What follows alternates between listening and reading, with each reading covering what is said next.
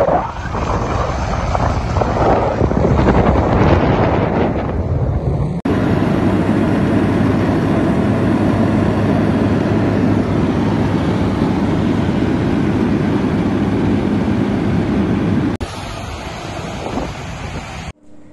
ini merupakan latihan rutin yang diselenggarakan oleh unsur-unsur gelar Koarmada 1 di seluruh perairan Indonesia termasuk di Selat Malaka ini, dengan tujuan untuk meningkatkan profesionalitas prajurit serta interoperability kerjasama antara kapal-kapal perang, permukaan, dan pesawat udara.